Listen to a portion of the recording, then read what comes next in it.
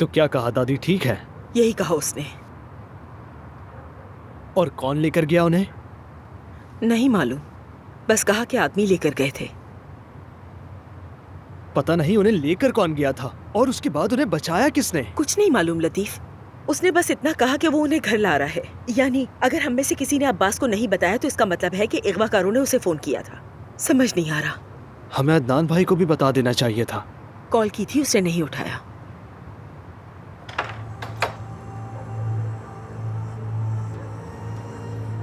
वो आ गई हैं। दादी जान, अम्मी,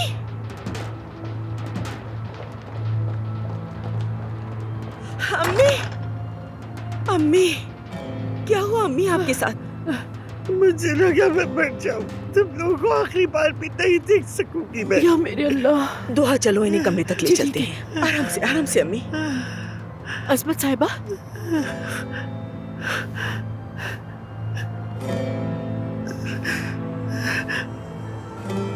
लतीफ, अल्लाह का शुक्र है। आखिर किसने किया ये? कहीं आप ही ने तो नहीं किया?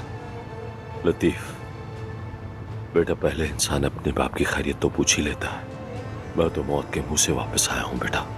मैंने पूछा दादी के साथ किसने किया ये? बेटा ये तुम्हारा मसला नहीं है।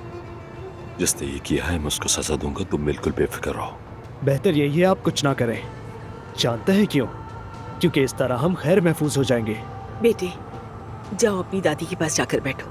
अभी सभी लोग टेंशन में हैं। खुद को परेशान मत करो, जाओ बेटा। चलो शाबाश।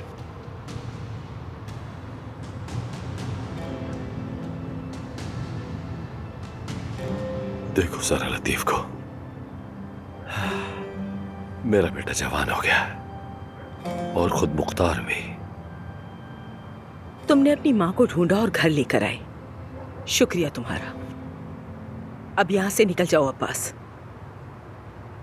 आ जा रहा हूं। नवीन जान, इनका ख्याल रखना। इन्हें बहुत सर्दी लग गई है। ठीक है, अल्लाह का शुक्र है जालिमों ने इन्हें इस मौसम में बाहर फेंक दिया।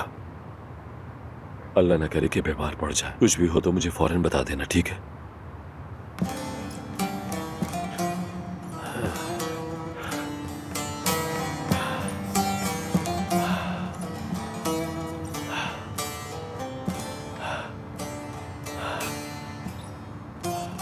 अगर मेरी अम्मी को कुछ हो जाता तो शायद कभी उन्हें देख नहीं पाता, दोबारा कभी उनकी आवाज नहीं सुन पाता।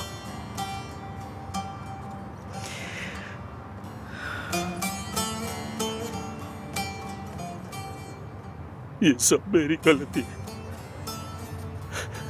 सब मेरी गलती है।